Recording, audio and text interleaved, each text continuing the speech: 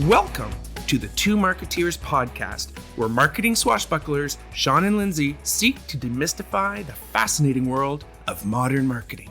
Each episode takes listeners on a storytelling adventure that informs, entertains, and inspires marketing enthusiasts of all kinds. And now, here are your hosts, the two marketeers themselves, Sean Patrick and Lindsay. Wow! Yeah! Woo! Take the stick!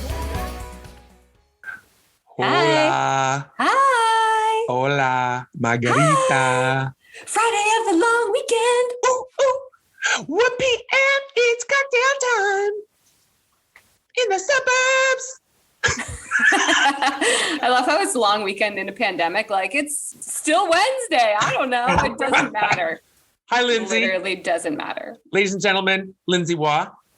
Hello. And everyone, Sean Patrick. Ooh, I never know what I'm doing. We've never seen him in person. Look at Welcome. his face. I think you have. Welcome to the very first video recorded episode of the Two Yes. Marketeers podcast. You can't just roll up in your jammies for this one. To You have to my zhuzh it up. to my right, the beautiful Lindsay B. Waugh. And to my left,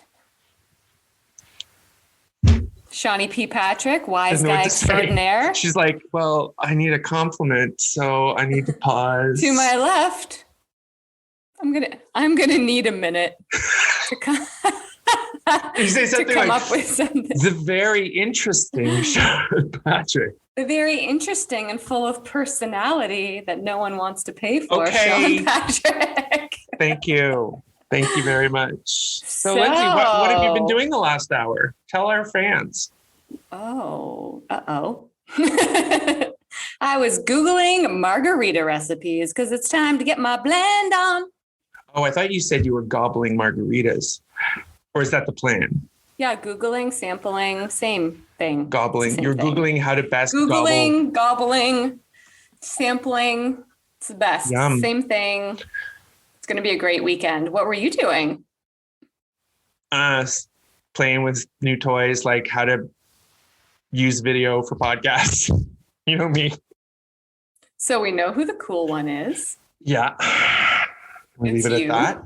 It's clearly you. And we know who the alcoholic is. It's, again, you. So what are we talking about today? I'm going to ask What you are we because doing here on this fine Friday? I'm going to ask you because I like the way you say it. Okay? Can we do that? Is it Lindsay. Bob Ross? Bob Ross. Lindsay, what are we talking about today? Bob Ross. I don't know. I just came back from a meditative, step-by-step winter landscape. Oh. That's So why I'm so relaxed. I didn't realize until I raised this topic with Lindsay that there's about 3 other people in the world who don't know who Bob Ross is other than Lindsay. Oh, really? Why, you've told other people we're talking about Bob Ross and they're like, who now? No, I actually don't know anyone. I just Oh, is it did just that to me? make you feel better.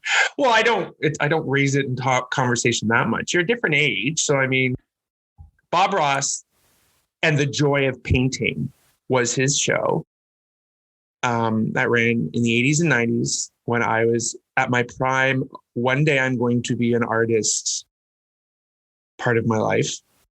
Okay. He was your true and- inspiration? He was an inspiration. Yes. I mean, back then, in 1984 or whatever, and you were a young teenager and you could draw and you were artistic, it was hopefully a hobby, because otherwise your only source of employment would be something called an artist. So anyways, yeah, I look back and I mean, Lindsay's going to talk a bit about why we're talking about Bob Ross right now in particular. But Bob Ross was this guy who had a show on PBS, which is public broadcasting. He was awesome. And he had a 26-minute show on, like, I think every week. It was a lot. And he would paint something using what was called a wet on wet technique. which appealed to me because I like doing stuff, but I didn't, oil paints and stuff like that. It's like, I don't want to wait like for stuff to dry. I can't deal with that. So I really like the fact that you didn't have to wait for things to dry and go back. Oh, is that why it's beneficial? Because you just keep cruising? You do. Like the whole idea is he completes a painting in his 26 minute episode. That's kind of, and he encourages fans to do it with him. So the idea would be that you would set up your easel, you could purchase his products or other products, but he had kits. And the idea was it was like being in a classroom. So he does it as if he's a teacher and you just do what he does. So that's the whole premise of the show. But then you couldn't, that was before the like pausing TV days. Mm-hmm. So did you just have to like keep up at this rapid pace of finishing this painting in 26 minutes? What if you missed a tree? Right. A happy tree, a happy little tree, he would call it. Exactly. Those are all great questions, Lindsay. Which we will never know the answer. No, I have the answer. The vast majority of his fans did not or do not paint along with him.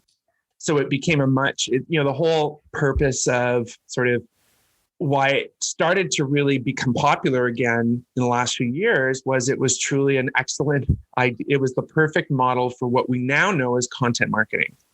What people didn't tend to realize was Bob Ross, as famous as he became, somewhat cult-like figure in a retrospective sort of way as well, is that it was a content marketing business model. So he would, the show was very low budget. And it stayed that way. But as he would paint, they would flash things on the screen, like the colors you need, which are standard colors. Like they're not Bob Ross colors. So if you paint, you know that there's like phthalo blue and there's cadmium orange and there's blah, blah, blah. And you only need I thought those were Bob Ross colors. Cause I was like, who has like, so they flash on the screen. Exactly.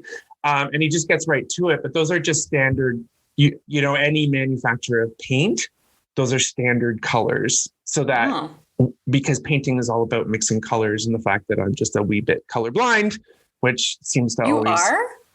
Yeah, we've talked about this. That's why I wear black. Just kidding. Yes. I'm a little colorblind, which as a graphic designer was something I hid, but now it just makes me more interesting, right? Now I'm just more interesting. Because we know that's not hard to do. Make me more interesting. Anyways, it's an awesome phenomenon. I'll go into the details, but Lindsay, let's talk about why Bob Ross is even surfacing these days. Yes, let's. So before we jump into that, do you know the actual percentage of people who paint along with Bob Ross during these episodes? You do know? Are you going to reveal that later? It's my favorite thing about this whole topic. Well, I can tell you, maybe I'm wrong, but the facts I have is over 90% of viewers do not paint alongside him, which I actually thought it could be higher. Really? You thought it was higher? So only 10% of people actually paint along with him. Yeah. Like who cooks along with Julia Childs? Do you know what I mean? Like it's that whole idea. That's exactly what the show is about. But do you really, like you said, Lindsay, is, you're sitting there back in those days, you didn't have all this content at your you did. You had you had what was called a TV guide if you were at all a TV watcher. And I had a TV guide. If you didn't have a TV guide, you didn't sit in front of the TV. Like channel surfing wasn't a thing unless you were trying to lose weight because you had to get up and go to the TV. You were also like, we were a lot of kids in my family. You didn't just go up and change the channel. It had to be like, everything had to be voted on. Like you sat down on Tuesdays at 8:00 on channel 3 because Happy Days was on. And either it was a new episode or a rerun. And if it was a rerun, you didn't watch it. Oh, really? Yeah. People didn't watch reruns? No. It's if you missed it. You looked at the TV guide, it told you which episode it was, but like it wasn't cool to watch reruns. It's like, don't you have something else to do? Isn't that crazy? I don't have something else to do. Okay, so but enough about that. Yeah. So Bob Ross has now resurfaced over the course of the last year because people are obviously of very high anxiety, and they're looking for more kind of meditative state activities to latch onto that help them cope with stress and give them something different to do and put them in this, calming kind of mind state, which I think Bob Ross was always known for. Like, did they know that about the show back then? That it was just very calming and soothing to be watching him do these episodes? No, like that was sort of like part of the phenomenon. Okay. But that wasn't what it was. However, the woman that discovered him stated that she was in one of his classes, and that's exactly, she was like, he was so soothing and zen isn't that interesting? But I would say it's just part of the package that is Bob Ross. And just so I should mention, Bob Ross passed away in 1995. So the fact that he's still, or even now, becoming very popular is quite remarkable. Right. Yeah. So we saw these articles and things on Bob Ross start to surface, and this one in particular caught your attention, and you shared it with me. And it's obviously from my favorite publication, The Drum, which I feel I just need to get a job there. Should I just work there? Okay. All I do is talk about The Drum all day. You totally should just be one of those resident reporters or whatever they call, right? Like whatever they call it. I'll be like, hey, I want to work for you. And they'll be like, no, we're fine. Thanks. So thanks. No, just because you love us doesn't mean we love you. Yeah. So I'm like, okay, so what's actually going on with Bob Ross? So this article is called Why Mountain Dew Created a 40-minute Bob Ross Lost Episode to Bring Joy by Painting. So I'm like, oh, interesting. Crazy. So it says, for generations, budding painters have consumed Bob Ross' meditative step-by-step guide to landscapes from its primetime heyday on PBS to its later resurgence on the web.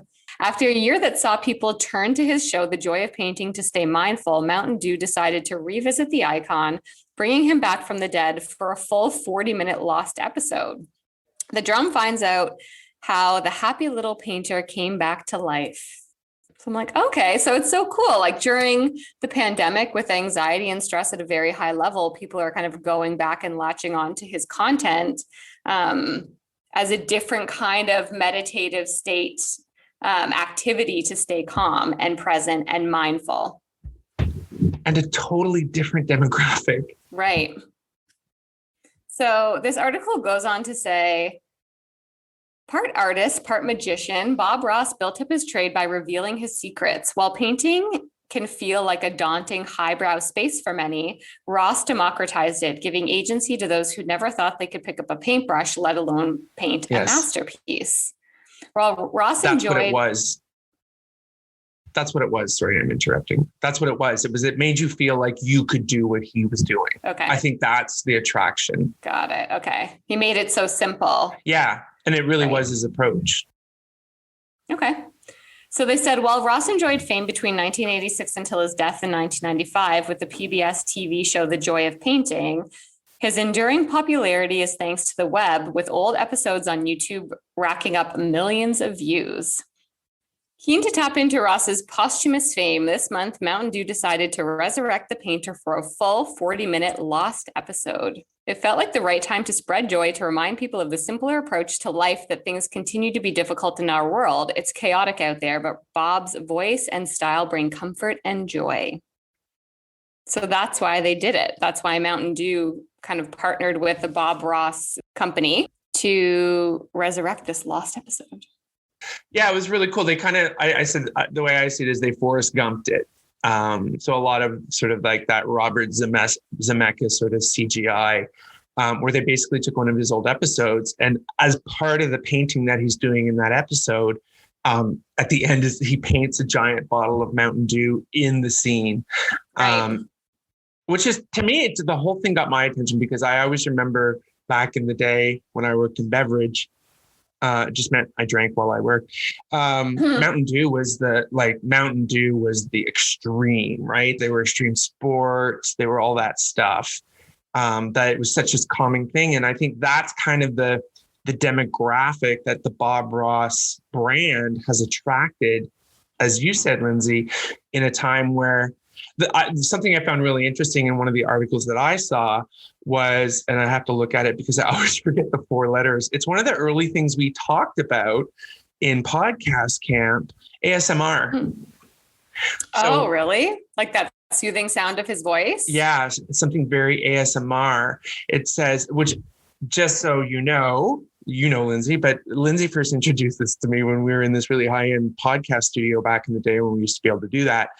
And the whole idea of ASMR, which stands for autosensory meridian response, it's literally this tingling sensation that begins from the scalp and moves down the back of your neck and upper spine. They call it a pleasant form of paresthesia. It has been compared with auditory tactile sympathesis and may overlap with what they say frissons. Frisson? A little frisson? Huh. So it's this whole idea is it's this other sensory kind of experience. If you haven't listened, he had to smoke.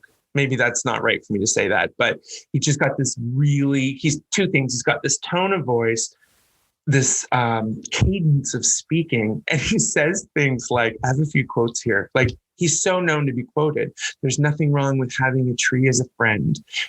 You can buy T-shirts now on his website and all that stuff, and it refers to happy little trees. These are things that he would talk about when he did them, right? So as he created each thing on the canvas, it's like, okay, now we're just going to do happy little trees over here. There were always landscapes, typically with mountains. What's really interesting is when they do the math, he said, because he taught or tried to teach painting prior, and he had classes and all that stuff, that he's probably painted about 30,000 paintings in his career, or he had. But when they do the math for how many paintings he would have had to have done for the show, I think it's more than 3,000. Because he had to create 3 paintings. And this is when I'll get into the content marketing. He had to create 3 paintings for every episode. One for when to show at the beginning of the episode, so people knew, or something like that. Like, I can't remember what it was, but he needed one ready for the show. He needed the best one to be for his books. So the joy of painting, and this is part of the marketing, is, it was a series of books, guides, kits, supplies, all that stuff. And that's where he made his money. That one would go in the published book. And then the last one, which they call the cheapest one, would be the one he did during the episode. I think he did like the first one to practice, the one during, and then the one after was the perfected one. I don't know the order. It was more of just looking at content. So even like you and I, Lindsay, as we figure out how we promote this brilliant podcast, to understand that how much content do I need to create? And he had to have 3 because one went to the printer. Again, nothing was digital. So one had to go to the printer to be photographed and put in the book. And it was the highest quality one. So anyways, the one of the articles I saw talked about, it's a New York Times article, which is really interesting. And there's a great video in it. So we'll definitely add that to the links where, this guy is on a quest for a Bob Ross, and you'd think you'd be able to get one. You can't get them. They're virtually inaccessible. Right. What you find out is they're all in the warehouse. Can't remember exactly why, but Bob Ross was not someone who saw himself be a famous artist. He painted because he loved it. He taught because he loved it. And he found this perfect niche for a business that he wanted to teach people how to paint. And what better way to do that than to create a show and have, a very low budget show. But if you look at that, it's like a 10-minute, almost like a little documentary by the New York Times. It's really interesting. And it's still a burgeoning business, does quite well, a lot of cool merch and swag. But if you were to see one posted, one painting, and if it truly were authentic, they say it would go anywhere from 8 to 10 grand. Wow, really? There's even an example where there was a triptych, which is a series of 3 paintings that was sold online for $55,000. Oh my goodness. So what's interesting is, when I was talking about when I wanted to be an artist, it was the idea was you would have to be really good and you would make your money based on the value of your paintings, right? Yeah, selling the actual paintings themselves. Yeah. Where actually that was not the case, and proof in point that most of his art isn't even accessible. because that wasn't even part of it. It was really, those were just the means to, this is the content that needs to be created in order to do what he wanted to do, which was teach people and encourage them to paint. Mm-hmm. Yeah. Pretty cool. And in the end, very cool. In his end, his business was they say it was a $15 million empire. So in the mid 90s, they say that's worth about 30 million today. And he's a guy who's he did what he loved. He did it his way. In 2019, his work became part of the official Smithsonian collection, and they're working on an exhibit. And didn't he at one point say, nothing I make will ever hang in the Smithsonian?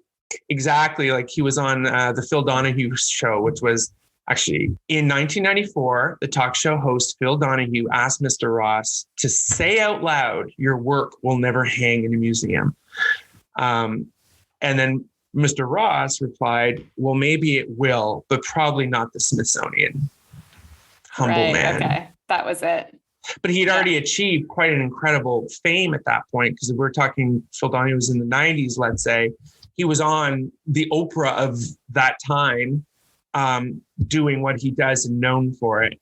So it's just this under the radar kind of phenomenal thing. For me, what was funny was I was so excited to share with Lindsay, and she's like, who's Bob Ross? And I'm like, you're kidding, right? Because she always makes fun of me for not being cool. And one may say that I'm not cool just because I know Bob Ross, but because my kids, who are young adults or close to it, became huge Bob Ross fans in the last few years. And they would just lie there.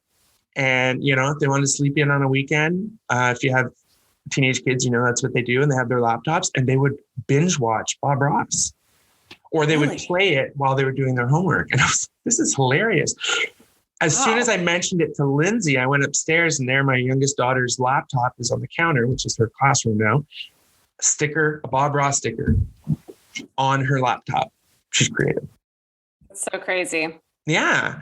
So it's really nice. And I thought I would read this piece from 1991 when asked about his legacy. Mr. Ross, who said he has produced nearly 30,000 paintings, the prolific Picasso did not match that record. He does not sell his paintings or show work in galleries. Mr. Ross said he had no desire for a major exhibit. There are thousands of very, very talented artists who will never be known, even after they are dead. He said, most painters want recognition, especially by their peers. I achieved that a long time ago with TV. I don't need anymore. Like, it's just this lovely.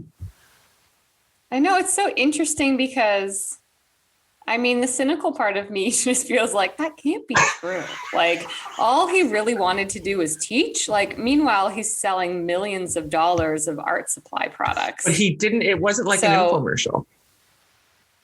That's what they say is so amazing. But it's not to say that it wasn't. At least it's somewhat calculated, like in that way. It's not like he was like, oh, I never want to also sell anything, So it's just like, his true model was he made money by encouraging people to believe that they could painting would make them happy. Right. I have a few quotes that I just kind of thought summarize it really well. It was in the Huffington Post. Actually, they did an article on his birthday a few years ago.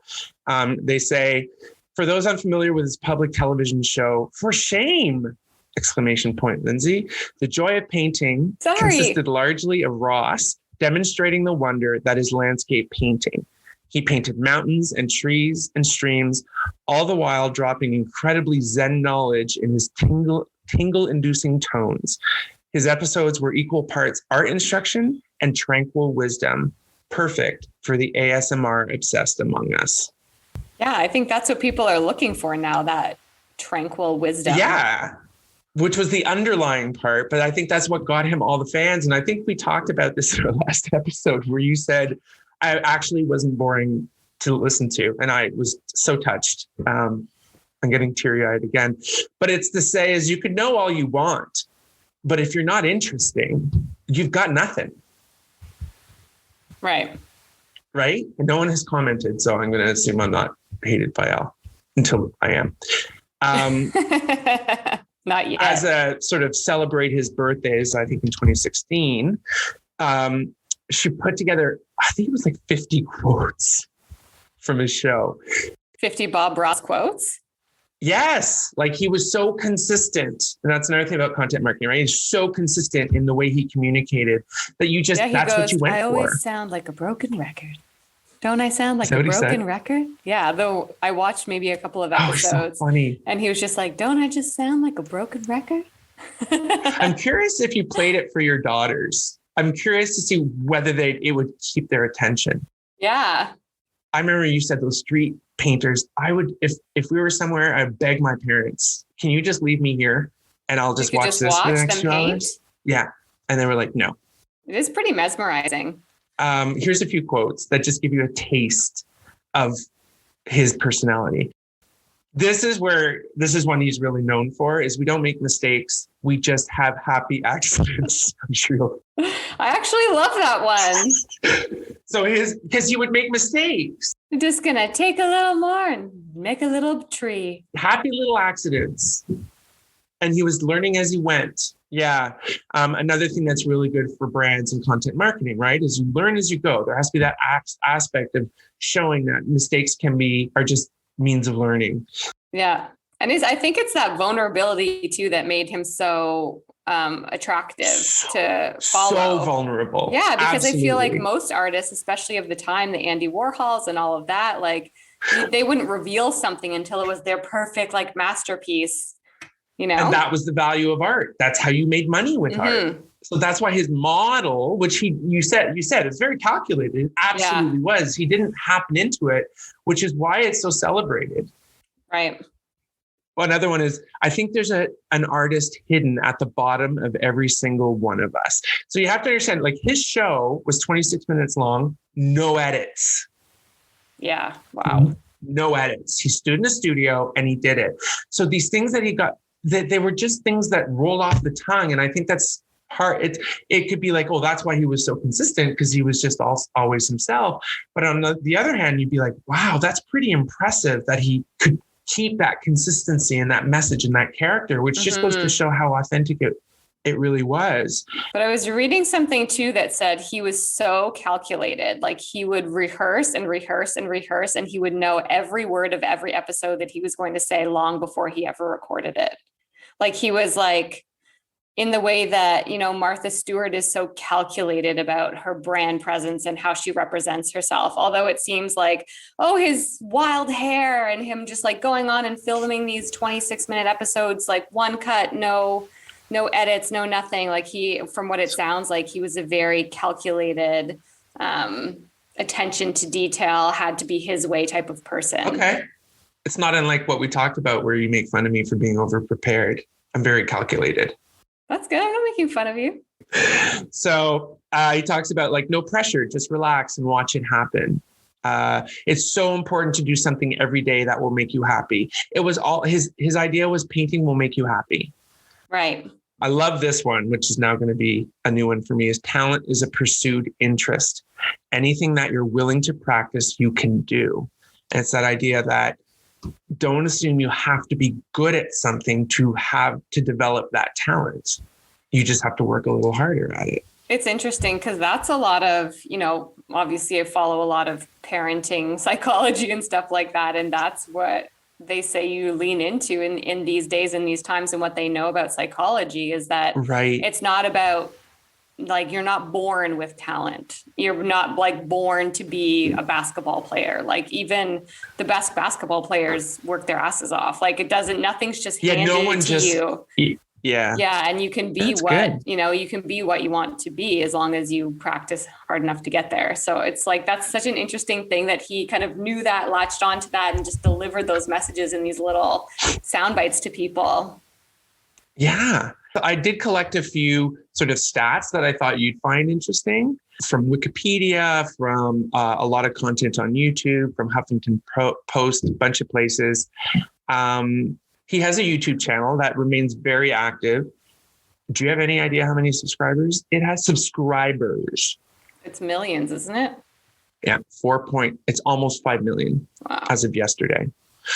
I tried to do some quick math. I looked. I'm going to say every episode, you have to understand there are 403 episodes. an average across the episodes, only on YouTube because they're available everywhere else and they're still on public television today. The average, I would say, is conservatively 1 million views per episode. Wow. 31 seasons. He had 31 seasons. Sadly, he was forced to shut it down and passed away the following year. He shut it down in 1994. He passed away of lymphoma at the age of 52. I'm going to be 52 in 2 weeks. They even said like that goes even to his attention to detail and his dedication, that even in his final episodes, you wouldn't know it, but he's wearing a wig and he's not well. And he was just so dedicated to continuing to do this that he did it for as long as he could in whatever state he was in to continue to pursue it before he had to shut it down. Yeah. As I mentioned, at the time that he passed away, his empire was valued at 15 million, which in today's dollars is 30 million. Part of the Smithsonian collection, officially, they're going to be working on an exhibit with the likes of the Julia Childs and the Mr. Rogers. And it's just this era of television that, you had people had to go to the television. They had to go when it was on, and you had to have a captive audience. So it's just a whole different way of content. Right. In Wikipedia, it says in 2015, all 403 episodes of The Joy of Painting were added to the official Bob Ross YouTube channel, as I mentioned. So they're all there. Is the Mountain Dew one there as well? It is not, but right now, if you Google it, everything comes to the Mountain Dew campaign. Oh, does it? Yeah. But it is in collaboration. Like it is in full collaboration. So it'll be interesting. That's a good question. Once again, Lindsay asking shit I don't know. In June of 2016, Netflix repackaged several of the episodes of The Joy of Painting under the moniker Beauty is Everywhere. And I think that's when my kids started to see it. On Netflix? Yeah. Cool. They can do whatever they want with this brand. Yeah. Do you know what I mean? Like they'll just keep doing it. What I will say is go to bobross.com. It's still active. It's a great site. You can buy painting supplies, books and DVDs, take classes, or they do a teaching certification. So there are something like 175 certified Bob Ross teachers. So his legacy lives on. I'm buying you a t-shirt. Thank you. I'm not going to tell you which one. Yes. There's lots of swag. He is an icon. He's known for his afro. The funny thing about the afro was when he first got the perm, he did it so he wouldn't have to cut his hair as often, because before he succeeded on TV, he took it on the road and did traveling classes, and it didn't do that well. Sadly, they'd already created his logo, so he couldn't cut it. He didn't like the look, they said. So much about him. I had forgotten about him, and I just thought, wow, I love that the drum and our industry did something really good for a brand from another brand that did a lot of good. Yeah. And it's such an interesting time to do something like that where, I think Mountain Dew clearly had that kind of insight to know this emotional connection that comes from watching Bob Ross in this show and the state that people are in right now, where even in the drum, it says this nostalgia is a very powerful emotional connection for people, especially when you're living through such a chaotic time where we still have so many unknowns. Nostalgia is comfortable, it brings joy, and it creates a little bit of order in the world of chaos. So clearly they would have wanted to lean into that comfort and nostalgia, knowing that's what people are looking for, which is why it was such a great time for this partnership. Yeah. And I think that's the first thing I noticed, whether it was explicit or not, was they clearly had done a lot of work, because Bob Ross to me would not be an icon associated with Mountain Dew, but to see that there's that whole nostalgia thing that the younger generation is looking for during these times, good on them for really pinpointing a particular, what I would say, trigger. And in the end, to just, get Bob Ross out there to a group of people who clearly enjoy him from a sensorial sort of mental health standpoint. So I loved it. I don't know if you can tell that. We can tell, and we're with you. Now I'm going to spend my whole long weekend watching Bob Ross paint landscapes and pretending like I'm going to join in and paint along too with my margarita. Side note, put it on for the girls and just see what they do. I will. I know one of them is immediately going to run and get her stuff and start painting. Awesome. Very cool topic, Sean. Thanks. Thanks for allowing me my Bob Ross hit. Yeah, you're welcome. Everyone, we'll see you after the long weekend. Lindsay, nice to see you. Nice to see you. Happy long weekend. Bye, everybody. Bye. Happy weekend. That's it for this episode, my fellow marketeers. Thanks for listening. We hope you enjoyed it. If you did, subscribe to this podcast at the2marketeers.ca. That's the2marketeers.ca. Spell it out. Be sure to tune in for more marketing adventures every month from us, the Two Marketeers, but you can just call us Sean and Lindsay. Actually, I would prefer Wise Guy. Yeah, I know you would. We're not doing that.